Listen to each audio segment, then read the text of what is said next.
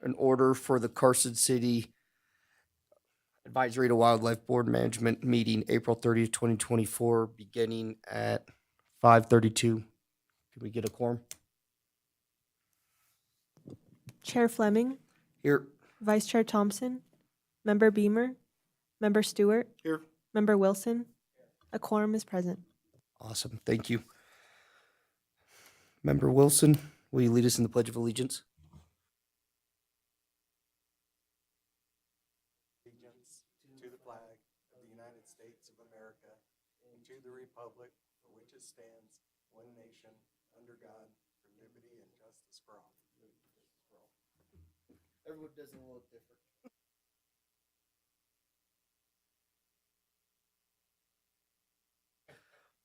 All right, moving on to public comment. Please introduce yourself before you make the comment. Thank you, Chair. I just, again, didn't get to the last meeting. I'm hoping I'll catch up a bit. I was trying to catch up a bit with the minutes at the library. I almost missed the meeting.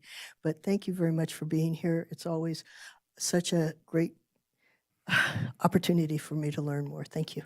And can you please state your name? I'm sorry. Danny French, Carson City, Nevada. Perfect. Thank you, Danny.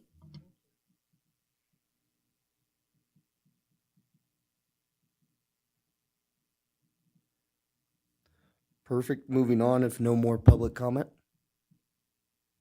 All right. Possible action, approval of the minutes. Can I hear a motion? I'll make a motion to approve the minutes. A second. Perfect. All in favor, say aye. Aye. Aye. All against, say nay. The ayes take unanimously with 2 not present. Perfect. Moving on to the section that's information only. Update and activity report on the Carson City Urban Wildlife Committee. We're going to do this just a little bit different than normal because following it, we usually do an update on the March 8th and 9th meeting, but that one kind of got skipped through the cracks, so we're going to add them all in one right here. All right, moving on to the Urban Wildlife Committee update. I've from Rob via email. So when I say I, that'll be more of a Rob than me. I've finally been able to get traction on developing a coordinated campaign that offers education, outreach, and support on wildlife education and urban wildlife emphasis to be promoted in a dedicated Urban Wildlife Month campaign. I've had some really great engagement with the folks from Nevada Department of Wildlife NDOW on assisting with developing and hosting many of the components of this annual campaign that we would be presenting to the Board of Supervisors to support and formally adopt. More to come on this. If any other board members are interested in serving on the CCUW committee, please let me know and I will get them updated and involved accordingly. Other citywide events that are noteworthy. On Saturday, April 27, CCPROS hosted its annual Junior Range Day to kick off spring. Junior Park Ranger Day is an annual event dedicated to the kids complete their Junior Ranger Adventure Guides and be sworn in on all in one day. Junior Rangers receive hands-on learning experience with the park rangers from Carson City. Kids and adults of all ages receive a free Carson City Junior Adventure Guide that was used on their adventures throughout the day. Park rangers lead 3 different guided hikes and I led a wildlife education walk where we checked out a few wood duck boxes, and one even had a wood duck inside. The Great Basin Hike, Saturday, May 4th, 9 a.m. to 11 a.m., Prison Hill Recreation Area in Trailhead, Carson City. Participants will join a CCPROS park ranger at the Odyssey Trail for a hike all about the history of the Great Basin and learn how this area has changed throughout the time. If you have ever wondered what it would be like to live in Carson City 1,000 years ago, participation will learn the Carson City is located in the Great Basin. Throughout this time area has experienced much geological change from the water to the animals and the wildlife. This land would look completely unrecognizable to us 15,000 years ago. Carson City's annual Kids to Park Day is a national day of outdoor play promoted by the National Parks Trust. This year, the event will be hosted on Saturday, May 18th, 2024 at Mills Park. Kids to Parks Day will include many outdoor activities for kids and families, included the 3rd annual Junior Park Ranger Olympics. There will also be food and music, and I will have their wildlife education folks at this event educating the public of wildlife education, urban wildlife, particular to Carson as well. And in addition to the urban wildlife report I presented to all of you on Wednesday, April 24, 2024, I've compiled a draft annual report of the Urban Wildlife Subcommittee. I've also worked with NDAL's Conservative Education Division to compile and organize statewide urban wildlife data to reflect a high-level overview of the UW response support in the Carson City community over the past 2 years. Attached is the report's infographic supporting the report. I would like to get the council in the direction of the CABMW board to determine if we would need to edit or include any comments on our board activity over the past year. If you guys feel it appropriate under the urban wildlife agenda item to review and discuss this, I would appreciate it. All right. And that ends the activity report on the Carson City Urban Wildlife Committee. Moving on to the March 8th and March 9th meetings that were held down in Vegas. I was the one in attendance. It seemed to be pretty civilized, just moving through it until we really started talking about the possibility of hunting coyotes for competition and the wildlife roundup on BLM land. If I remember correctly, and I have my notes, they went ahead and supported the roundup of the wild horses. But moving on to the hunting of the coyotes, it was a long conversation with the representative coming up, down, back and forth, back and forth, back and forth, and it probably took about just an hour. And at the end of it, the gentleman actually retracted his petition, I think it is the correct word to use for it, on the game hunting of coyotes for competition and awards, so that it wouldn't go through the period of being delayed another 5 years before they could present it. So it seemed like he didn't think he had the votes to have it passed and move on to the legislature, so he pulled it so that he could gather more information and probably present it next year. That's all I had. Perfect. Moving on to agenda item number 7 for discussion only. Reports are informational. Is there any that 7A or 7F that we want to talk about?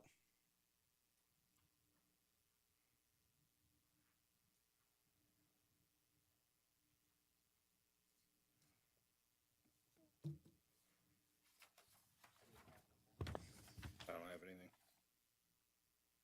Yeah, the only one that I was looking at would be the 7E Black Bear presentation, but I know we have 8J in the consent agenda, so we'll just move on from that, and then we can. What's up, Mr. French?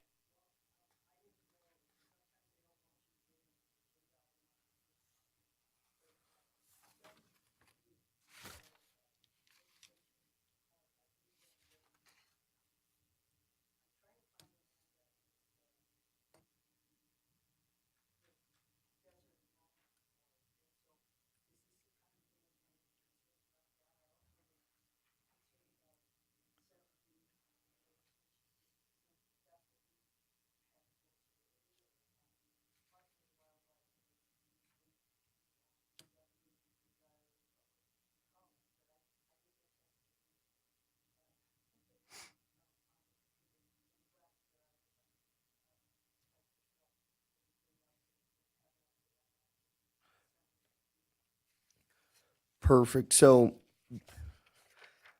I'll open up 7B. You said you want to offer public comment on?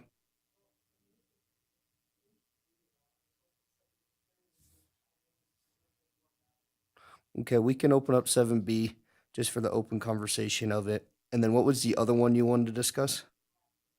The Black Bear. So I'm not going to open up 7E just because we're going to open up 8J and then I'll have public comment on 8J and it's probably going to go hand in hand. And I think you probably want to talk more about 8J than the 7E anyways with just the Black Bear presentation because that's really just the presentation that Endow's going to do on it. Where 8J is going to be actually talking about quota.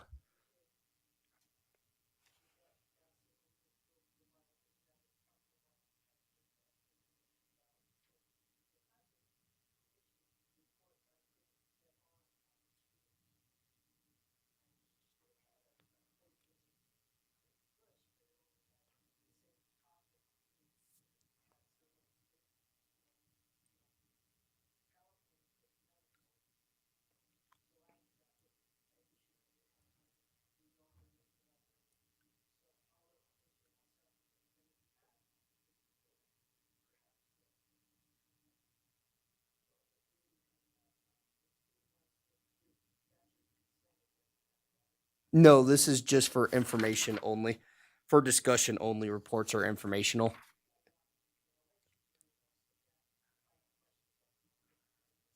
Perfect. We will bring up 7B for discussion though. Tim, did you get a chance to read on that very much?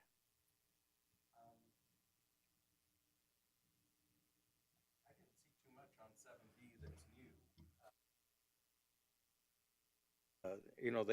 And at the last full meeting at the Wildlife Commission, they do go through the litigation report every time.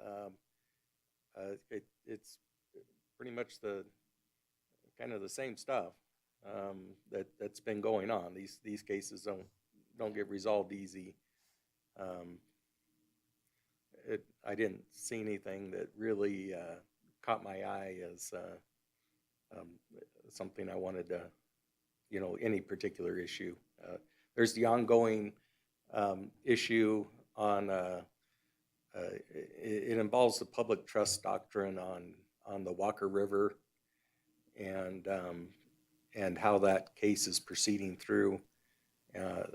And they've been talking about that for years. It's been going on for forever, it seems like. I didn't see a really big tie-in to wildlife for that one. And then there was one other case. I think they ended up with a settlement with a gentleman. Essentially, he had to pay the division as part of the settlement. That was somewhat interesting. I forget what he was challenging them on, but ultimately he basically lost. But there was a settlement, and as part of the settlement, I believe he had to pay their attorney fees.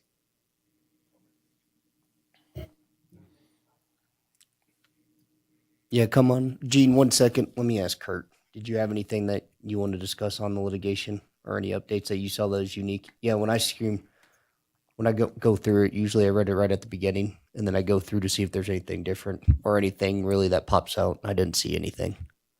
Yeah, I didn't either. Go for it, Gene. Do you mind stating your name for the record?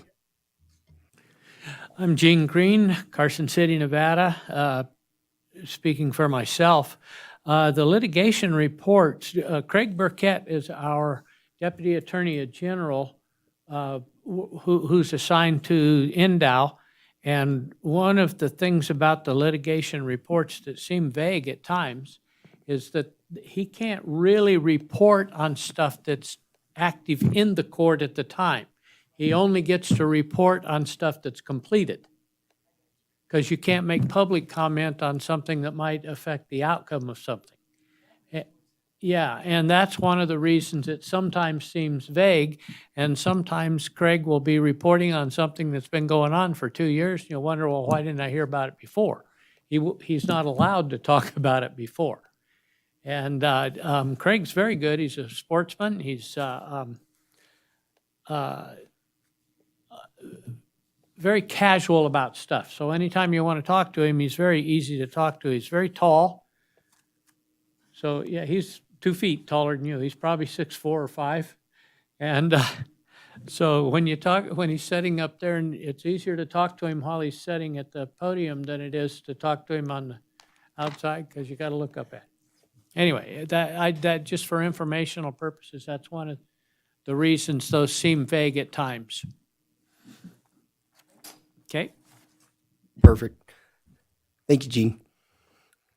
And then the only other one that you wanted discussion was the black bear presentation, right? And are you okay if we I'm going to pull 8J to talk about black bears anyways, so to avoid the having to discuss it twice. All right, perfect. We'll move on then to the consent agenda, and then we'll pull that up so everyone has a chance to talk. Glad you made it, Danny. Apologies. You're good. All right, moving on to the consent agenda. I think I heard something also from you, Mr. French, in regards to the desert bighorn sheep. Yes. Okay. So other than 8B and I believe it was 8J, which is the Commission Regulation 24-11, 2024 black bear quotas and harvest limits, does anyone else want to pull 8F, 8F as well? and then 8E also. 8E too? Just to kind of talk about that one, because it seems like a pretty long, drawn-out deal. Perfect. Tim? I don't have anything in particular. Those are fine. All right. I'm going to give Member Thompson here just a second to get set up and caught up before we just cancel out his consent agenda requests.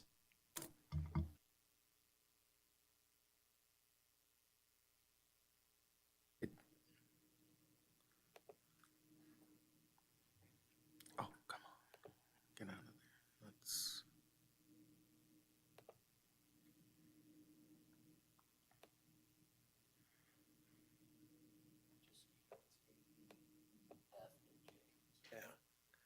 And my apologies for being tardy. And I'm good with the items that have been pulled.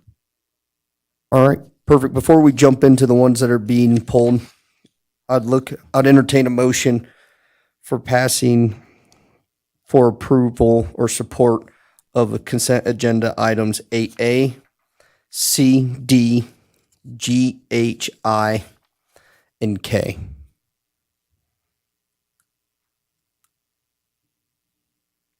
Do I hear a motion?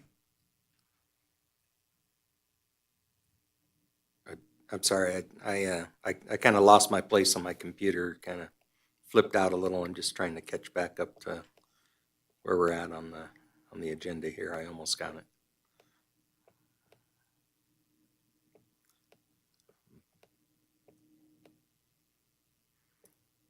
Sorry about that. It took me back to page 1. You're fine. Now You're I'm fine. having to scroll through. If you want me to repeat it, I can as well. I will mention, so I did find we were talking about the litigation earlier. Essentially, the settlement is they get $70,000 in the settlement versus the $91,000 fee issued by the court. So the Endow got almost the entire amount Perfect. when it came down to it. Interesting case. It was Smith versus Wakeling, 2nd Judicial District, if anyone's interested in following up on that.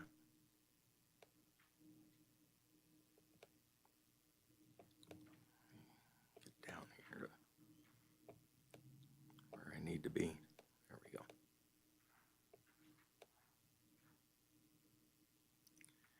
Wow, this was a big document, 365 pages. Yep. Okay. So should I? But I think I got it. I'm good with those. Okay. And I'll make a motion to approve. Okay. Do I hear a second? All in favor, say aye. Aye. All against, say nay. The ayes take it. And Brandon, just to clarify, that is, we passed unanimously to support 8A, C, D, G, H, I, and K. Perfect. All right, moving on to Consent agenda item 8B, request from the state of Utah for the desert bighorn sheep. At its May 3rd, 2024 meeting, the Nevada Board of Wildlife Commissioners may consider the Utah Division of Wildlife Resource request for possible approval. The Utah Division of Wildlife Resources has requested desert bighorn sheep for translocation into the state of Utah. The department will provide a briefing to the commission of recent efforts with Utah and potential operations for consideration. There wasn't much on this, just the one letter. I was going to ask people that have been on the board longer and going through this. I can't, how it kind of got phrased, it seems like this wasn't the first time they've requested. Vice Chair Thompson, yes, the state of Nevada has a herd that is outside Las Vegas that they use to support or to move to other ranges and to other states.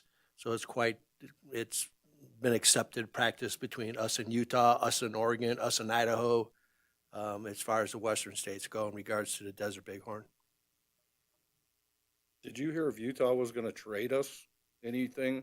No, they were down because of the pneumonia that was been happening. And so they asked just looking to start the herd back up again. Yeah, it seemed pretty straightforward. Yeah, just asking for animals to come over to their range because they were low. Mr. French, any public comment? Hold on. If you don't mind coming up, introducing yourself for the record, and then. Thank you very much. Denny French, Carson City. My concern is what I've been hearing a bit on the news about different animals, the deer having different issues as well as the longhorn sheep in areas. And I didn't specifically consider it as a breeding set here that sort of considered it's a great area for them to reproduce. And so we may, in Las Vegas area, have more than we would normally need for whatever hunting. I'm not a hunter. I don't subscribe to it or other than if you need to eat it, just don't go for a show, just to kill something for a trophy. I'm just not for that. That's just me personally, not related to this statement, but that I said it. Sorry. The main thing is that aren't they concerned that some of that activity that they're having up there is going to then affect the wildlife they send up there? Is it cleared enough to really send a healthy animal up there and think it will be okay? So the only thing that I think about when I see these is a lot of just got to trust the scientists and end out and just trust that what they're going to do to the population with the herds and the data and the numbers they have is appropriate. Because I don't personally have that information. I don't think anyone on this board and maybe one person out in the public comment has access to that information right now. And it's just, these are kind of hard because you just support because you'd like to see the move over to other states to keep those herds also healthy and thriving as long as it maintains ours, right? That and the safety of the animals being transported. So those are my two concerns, and that just because of hearing the issues that they've been having with the deer lately in some areas. And I appreciate your having me have this opportunity to speak up. So I had a double ooh when I saw the consideration to be moved to Utah, because I didn't understand that the situation in Las Vegas was that they were breeding out or having a fairly good herd or whatever you want to call them. I hate to think of them as herd. A wild animal does herd, but it's just a practice I'm not that comfortable with. Thank you. Yep, thank you.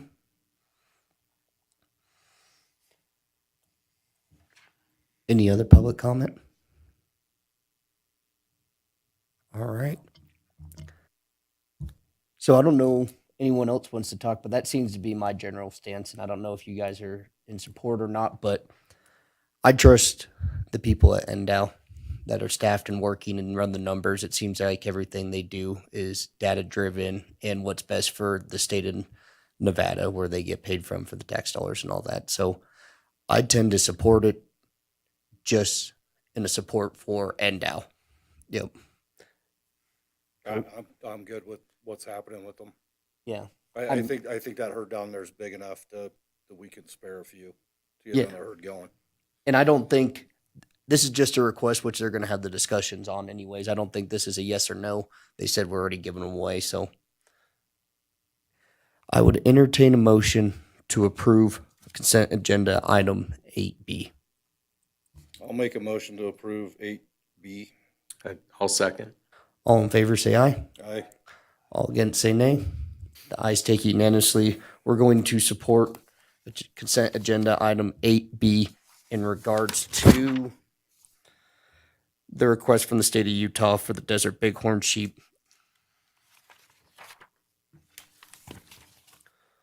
All right, moving on to consent agenda item 8E, Commission General Regulation 518, shed hunting and big game skull collecting. At the May 3rd, 2024 meeting, the Nevada Board of Wildlife Commissioners will consider the department's proposal to change Nevada Administrative Code 503.172 that better identifies unlawful activity for shed hunting and provides provisions for big game mammal skull collection.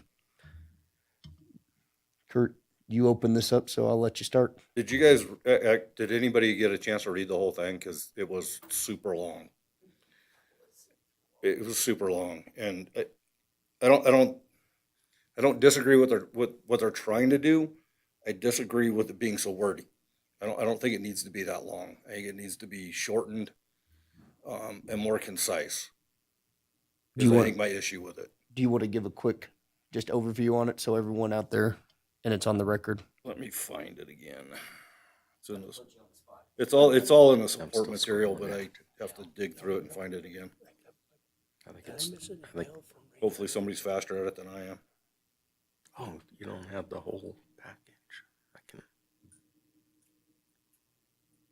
Yeah, it's a 365 page.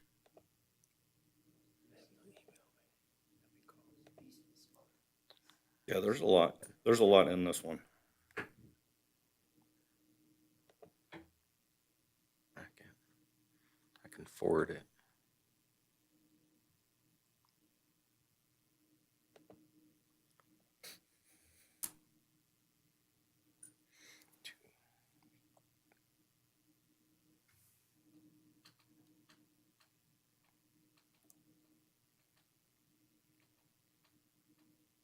Gene, you don't happen to have that paperwork, do you? Dang it.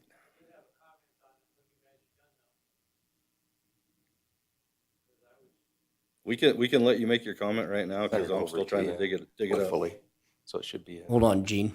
It's a The only issue is when I only want to open up public comment once. Follow-up comment. Okay. So I want us to discuss then any follow-up comment with it. But I'll let you be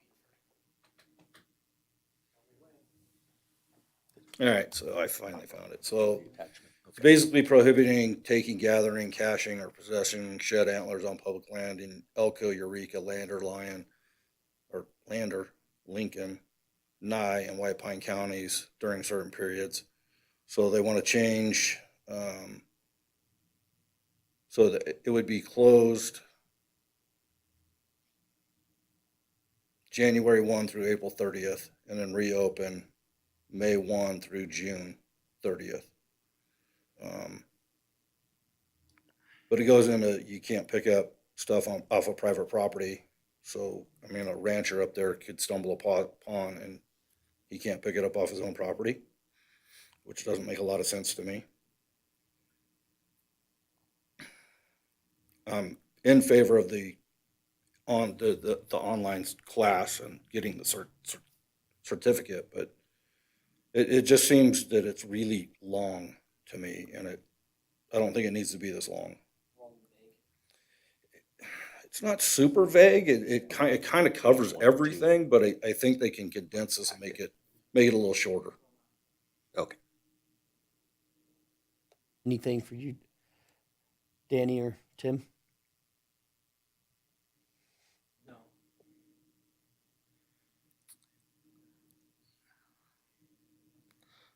Yeah, I understand Kirk's concern that this is a lot of regulation.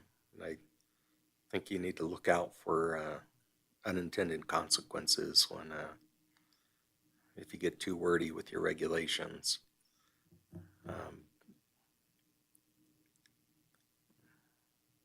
certainly that's concerning if you have private property that you can't pick up a horn on your own property. I'm not sure if that's really what they intended. I think what they intended is they don't want people going on to someone's private property. Yeah. Or reaching through their fence and picking up or something. Right. All right. Vice Chair Thompson, in regards to this, in regards to the collection of skulls, being 2 years ago, being on a friend's desert bighorn sheep hunt, I was, during scouting, I was able to locate a pretty substantial deadhead. Like, it was like really big. And not knowing the law at the time, I marked the location of my GPS. I took pictures of where I located it, and I strapped that thing to my pack and hiked it out and then turned it in. And then I went to NDOW to get it signed off on the, I think it's just like a salvage. And the big thing that they were talking in regards to the reason they want to leave it in place and to mark with GPS and then notify is to determine whether or not the animal has been poached, killed by a predator or some other nefarious activity. And I can see when you read some of the new verbiage, I can see how that all plays into it. And I think there's just a matter of clarification because the old statute really didn't have the guidance that it's now showing. And I think that would be the only thing that I would, in regards to the discussion of that. Because I had a long conversation with a couple of game wardens afterwards, and that's pretty much the take on it all. And mine was like really old, so that was good. But it was huge. All right. Any last comment from the board before I open it up for public? Seeing none, I'll open it up for public. Gene, please state your name for the record. Gene Green, Carson City, Nevada. I wasn't even going to say anything about this because I hadn't looked at it or read through it or anything, but this last weekend, I was at a party where a relative asked me about it. And the whole thing he asked about was, what in the world are they doing? He says, I couldn't even read all of this and understand it. And he's been hunting his whole life. He's got 2 young boys. He says it makes it so he's worried about him picking up a horn somewhere. And I just wanted to make that comment. He said it was huge and he didn't understand it at all or why they had to change it. So that was my own, I was surprised this came up like this because I hadn't even looked at it. And then he asked me about it. And that's my comment. Thank you. Thank you, Gene. Any other public comment? State your name for the record, Mr. French. Thank you. Denny French, Carson City, thank you. This is just amazing.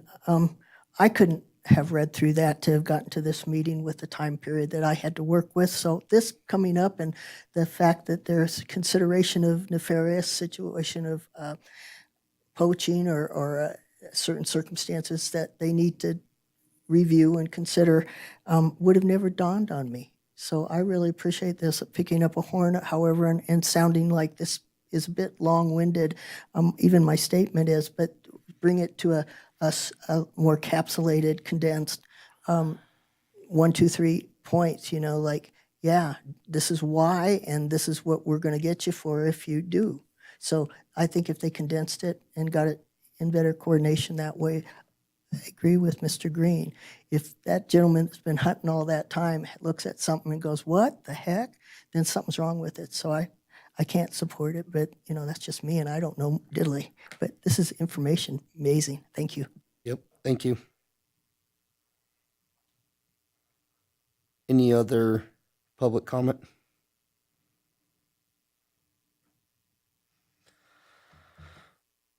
All right. How do we want to go about this? Do we want to go about neutral on the stance that it almost was overkill? Do we want to go support with a comment saying it's overkill, or do we want to not support and say there's some concerning language and it seems to be overkill on where we're heading? Personally, I don't have an issue with it. It's written. Okay. I just think it's a little wordy is all, and could be condensed. I don't disagree with what's actually in there. I just think it needs to be condensed more. Tim? Yeah, I think I'm okay with it. Um, obviously you change a regulation because there's some situation that occurred that, wasn't clear to somebody or there was an issue where, something occurred and there needed to be more clarity. So obviously this is in response to whatever that was. And it's a lot, but I think overall I get what they're doing. I think it's a good idea to put some barriers on this because it has become a really big issue, especially in surrounding states where they have a lot more animals and shed collecting's it's a big money deal. It's really commercialized. And so I think this was smart to do. I think it really clarifies on non-residents as well, specifically stating that they also have to have the certificate if they want to do that in Nevada. So overall, I think it's a good regulation. I think I would probably support it. I can probably support it as is. Okay. Do we want to go forward with supporting as is, or do we want to go supporting as is with the comment that there was concerns with the length? Or just go as is? All right. I'll look for a motion to support consent agenda item 8E as is.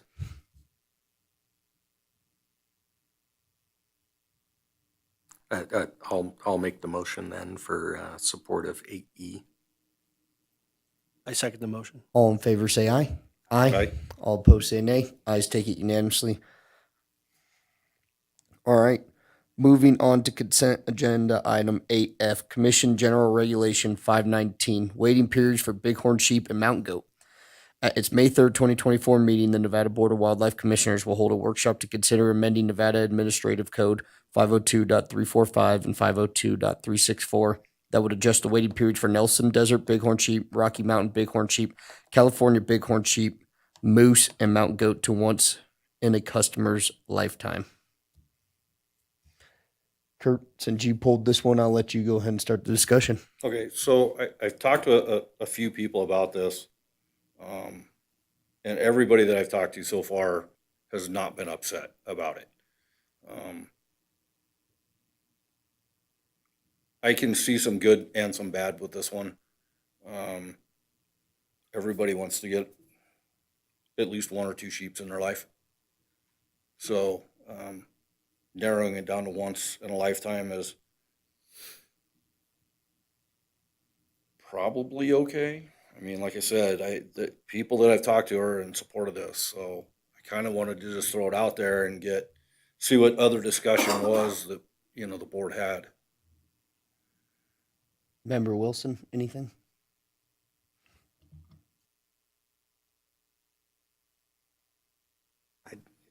I would say overall, I kind of like just the current waiting periods. But I understand, there's a very limited number of animals and a high demand. And in order to get as many people a chance, you have to take some people out of the pool. Do you take them out forever, or do you take them out for a really long time? For me, it wouldn't matter if I drew a tag. I would never get a tag again. I'll be lucky to be alive in another 10 years. you know, of course, you know, it's not just a 10-year waiting period, then most likely you're gonna have to wait another, accumulate, you know, 10, 15, 20 points beyond that. So, yeah, you know, if you were able to draw a tag when you're extremely lucky, let's say at 20 years old, and, you know, should you really be excluded forever, or should you have one more chance, which would probably occur, um, you know, for most tags. You hardly ever hear of anyone drawing with, you know, fewer than like 10 or 15 points. Um, I, I think I have 30 for California bighorn sheep. I've never drawn, so, um, uh, you know, and you're going to be at different points in your life, you know, so if you're really young, you're going to be more physically able, but you may not have the resources as you're going to have later in life. So should you get a second chance, if that's possible, and it keeps people in the system as well, keeps people applying, keeps people interested. Whereas if they're just one and done, then they never ever apply again. So you're missing out on really all those processing fees as well, all the application fees, all the predator and habitat fees that go along with that. Um, so there's definitely going to be some downside. On the other hand, it's such a small quantity of tags that does it really matter? It probably, the fees probably don't matter at all. It's such a small number compared to the total applicants. So I don't know. I've been kind of going back and forth on this, and I'm not really sure I've heard enough from the public. There doesn't seem to be an outcry against it. So if nobody's speaking out against it, they just not know that they're not paying attention. They don't know this is what's being proposed, or do they support it? And I don't really know. And you know, I'd like to. It would have been nice if we had a little more public input on this, or you know, maybe you know what. I don't know if they did, but if they did, I haven't seen anything. But you know, did they survey hunters? That would have been the easiest. Just ask them a little quick online survey when they buy their license, for instance, and get an idea of where the hunting public falls on this issue. Is I have no idea. I have no idea if they're for it or against it. Thank you, Member Wilson. Member Thompson? Vice Chair Thompson, in reviewing this, I'm trying to determine, is it the once in a lifetime only after a harvest or after pulling a tag? Because if it's pulling a tag and not harvesting, then you should have the opportunity to pull another tag to harvest. And I'd certainly be more supportive of that. Because I think, you know, I mean, Tim has 30 points. I got 15, you know, but I've known people have had 2 points and drew a desert bighorn. And I can see the whole idea is to once in a lifetime to sort of open up the opportunity or raise the percentage of drawing to something that's above 1%.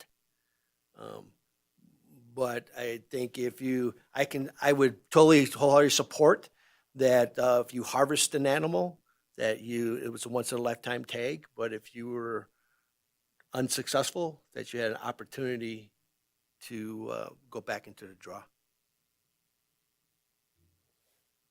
I'm good. Yeah, right when this came out, that was the first thing I thought about too, was if you just draw, you better get it. But then I also started thinking about one of our previous meetings where we started having the conversation about being able to gift a tag to a family member, right? Because then you're almost to the certain point, not even going for the senior to the younger, but what if you do have someone that just got 2 points, they're 16 or whatever that age limit is, and they hand it off to their dad just because at the end that's one of those moments where it's like, all right, so he handed it off now at 16. That means he's still got technically a lifetime to go about it, but are you still going to allow him to no longer hunt just to help his dad? But that's also one of the moments, I don't know. Is that something that the general population should bear? I don't know. That's just an interesting, that was the first thing that came to my mind. If we do get that one free gift, is how is that going to work into this lifetime for one of these big trophy animals that draw a lot of people? And then Tim, on yours, I was thinking the same thing, but then it turned out to be like what, maybe 10 applicants a year. Adds up when you've already got thousands and thousands of people that put in that make it so hard to draw anyways. But that was my just initial thought. I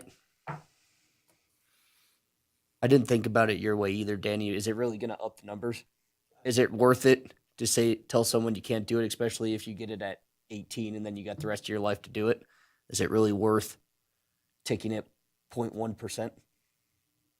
I mean, I go back to, you know, I'm in my 60s and my buddy's a little bit older than I am, and we had elk tags back in 17, and it took a long time to get the bull elk, and he was like, you know, the first bull I see, I'm going to harvest because this is a once-in-a-lifetime tag already. And so I think based off of the draw odds, it is a once-in-a-lifetime tag. And so it, you know, but I think the big one thing is if you're unsuccessful, you should have the opportunity to go back into the draw. Any last comment before I open it up for the public from the board? No, I'm good. I actually like being the idea of if you're unsuccessful, you get to go back in, maybe a waiting period, but you get to go back in. Yeah, you get to go back into the pool, and when you harvest, that's when it ends. Yeah, and I like that idea. You know, a lot of our sheep also are on property that gets controlled by the DOD. So there's a chance your hunt just goes south for any number of reasons, and if that happens and you're unsuccessful, that a lifetime ban seems pretty harsh. Or you draw an area and then there's a disease event, and then all of a sudden you're out there and you're just walking in the sun. There's no animals to harvest.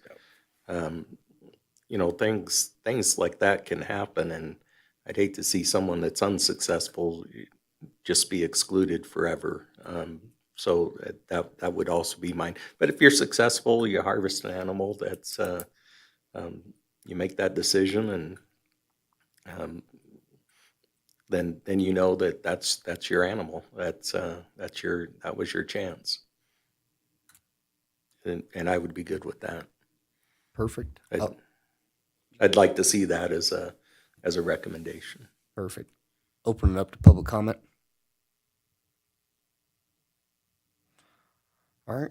Sounds like we're in support with the comment of harvest, you're done, not successful, allowed back into the pool after a waiting period. All right. I'll entertain a motion for consent agenda item 8F, Commission General Regulation 519, waiting periods for bighorn sheep and mountain goat. Lifetime ban being if you successfully harvested an animal, then you're part of that lifetime ban. But if you do not successfully harvest the animal, you're allowed back into the pool after a waiting period. Vice Chair Thompson, I moved to have motion for move a motion to approve 8F as described by the chairman. And I'll second. All in favor, say aye. Aye. All against, say nay. Ayes taken unanimously.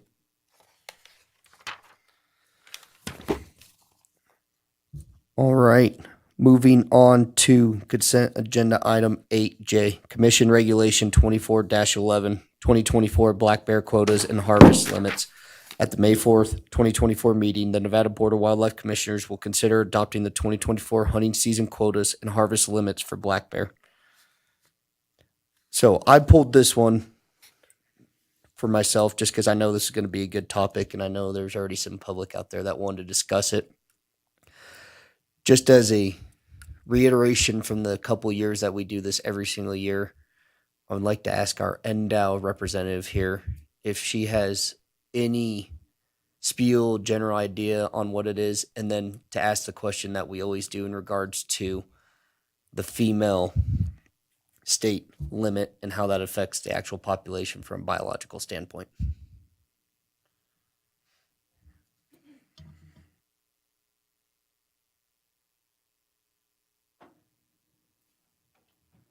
State your name too.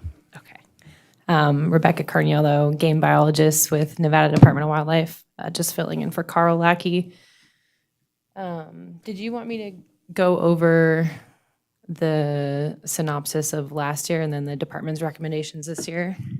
Okay, perfect. And then just to answer the last question as well, remind me again what the last question was?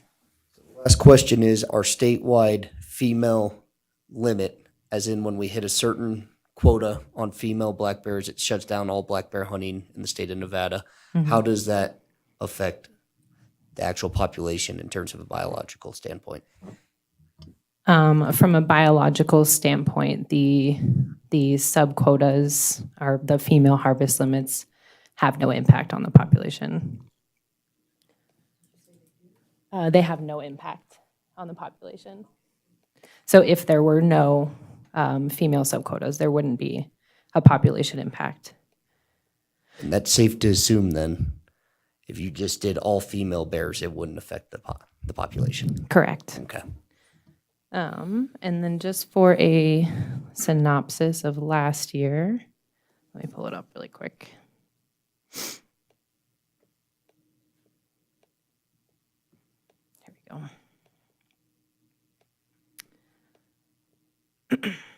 go. So last year we had a harvest, a total harvest of 19 individuals. 9 of those were female and 10 of those were male.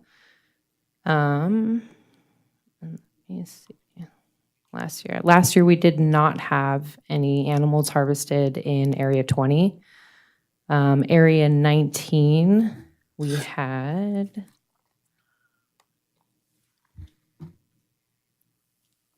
We had 9 harvested in Area 19. Area 19 did reach the female subquota or sub-harvest limit, and Area 19 was shut down. I can't remember if it was late October, early November-ish. And then in Area 29, we had 10 individuals harvested in Area 29, nothing harvested in Area 20. And let's see. So with 19 individuals harvested, that's a total population harvest rate of 2.7% of the estimated population.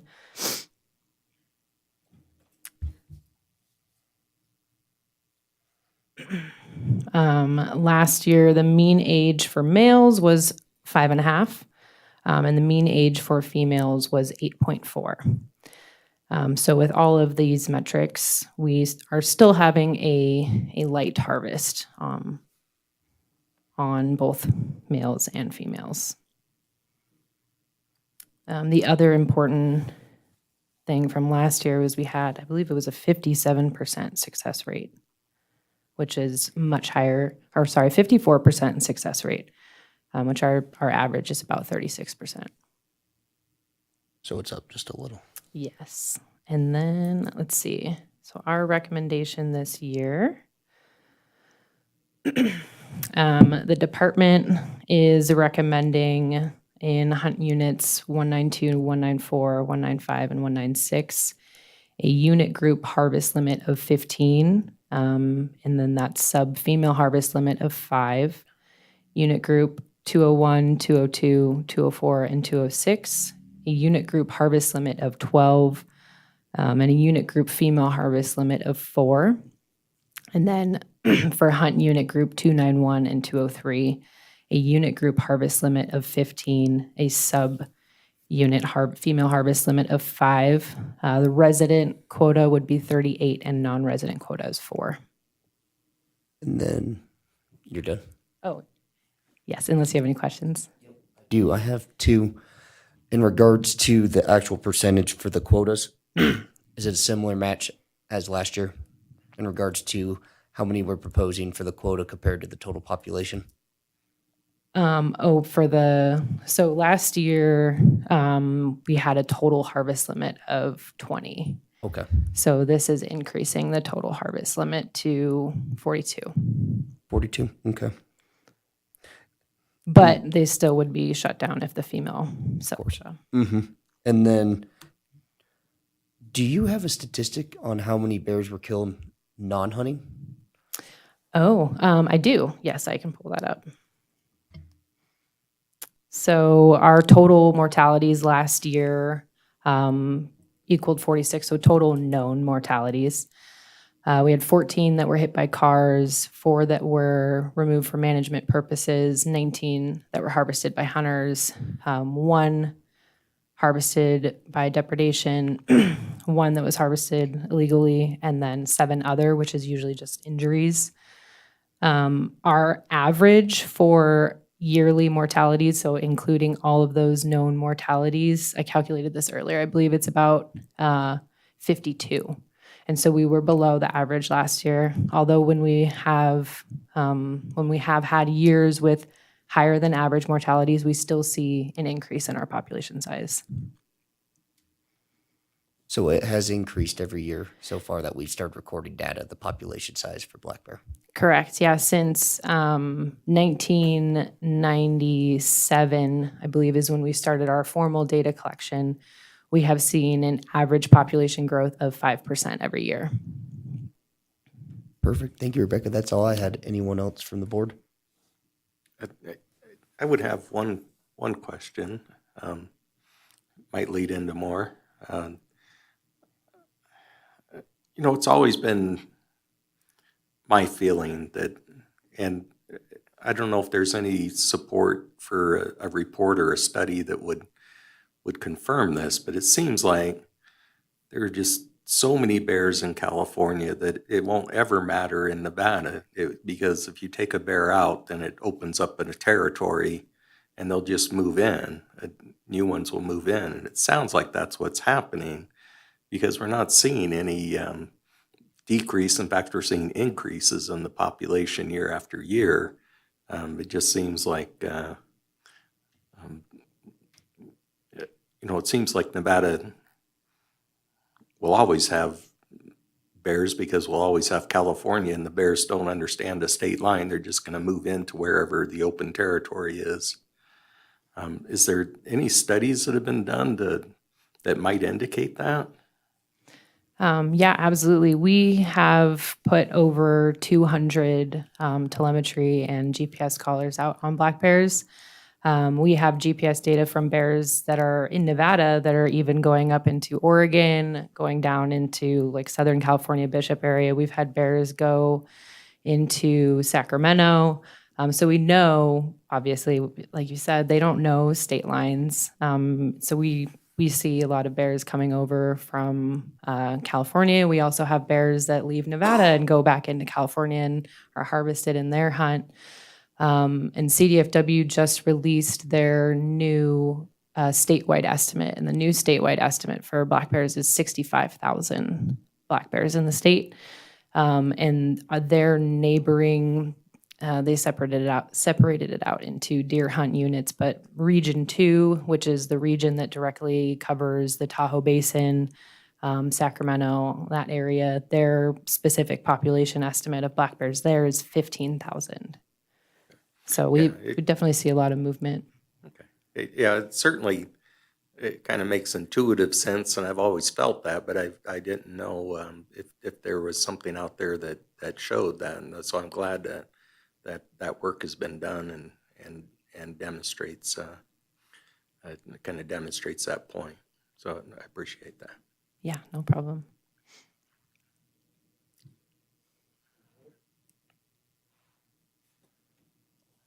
If If you got anything else, you're more than welcome to say it, but if not, you can step back. Okay, I think that's it. Before I open it up to public comment, any other comments on the board? I don't have any. All right, I'll open it to public comment and then we'll do our closing comments.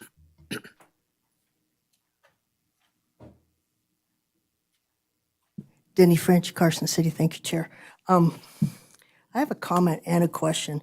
Comment is that the specials I see on PBS suggest that a female bear can have multitudes of family, be a mother over and over and over through a lifetime of maybe 12 years, 13 years, 20. And I'm wondering, is there a market for transplanting, like in the Utah situation with the bighorn deer, utilizing make sure that you're, picking cubs from a mother that it's sort of almost like being a breeder, but being attentive to by tagging and locating and following the health of a female, and through her cubbery, figure out which cubs would be worth a country's transplanting to their areas of depletion, and similar to the Utah situation. And I keep hearing about places that are depressed in their species issues, and bear hasn't been one of them I've heard about so much lately, but countries are being devastated as far as foliage and different things, fires and such. Are bears some sort of a consideration on that at all, as far as transplanting them to other greener pastures or in areas that are in concern for their own numbers at this point? None? Or I hadn't heard of any state saying, please send us your bears. But are we maybe not looking towards that as a consideration instead of putting some of these bears down or adding to the hunt account? Thank you. Thank you, Mr. French. I don't know if we ship any out. Would you know that, Rebecca? Okay. Asked a question on top of that. Your answer is no, but is it something that DOA, I'm sorry, I've lost count of where you're from. The NDOW, yeah, thank you. I'm sorry, I get the initials and everything wrong. Have they looked into that? Because that would be a consideration for me. I would think that would bring goodwill. I mean, state of even international. So I mean, it's not like they're pandas, but for sure they maybe could help habitat out in another area. Thank you. I'm sorry. As far as predators and such, bears have been pulled into areas to help keep some species down that they really are overwhelmed with. So in that type of situation as well. Thank you. Thank you, Mr. French. Any other comments? All right, sounds good. So I'm going to take a crack at it. I don't think I've heard anything. If anything, I've heard more just to support what we've already done as a board over the last couple of years that I've been on here.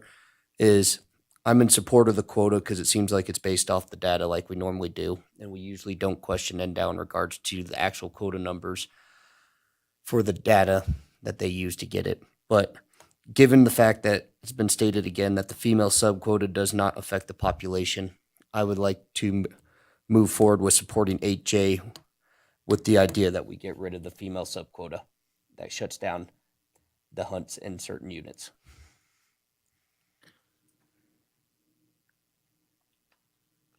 Vice Chair Thompson, we make a motion that we approve, what was it, 8J in regards to the current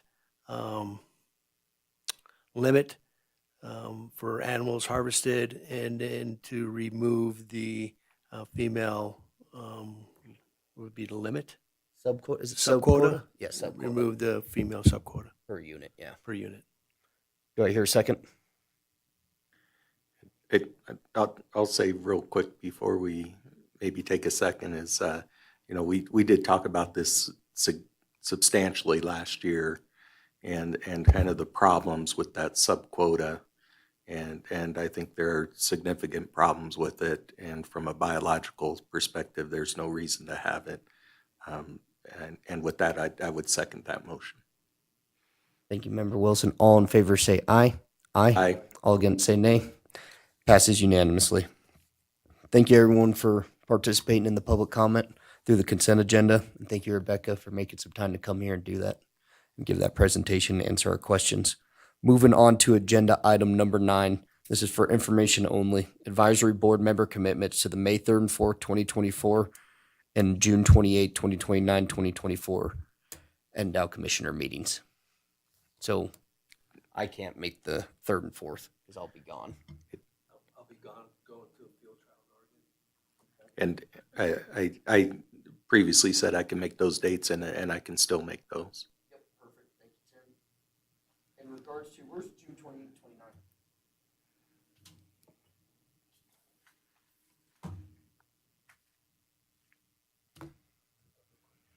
Do you know? Yeah. Okay. You're good. It's going to be in Lovelock. Lovelock. For the next one, should be Reno.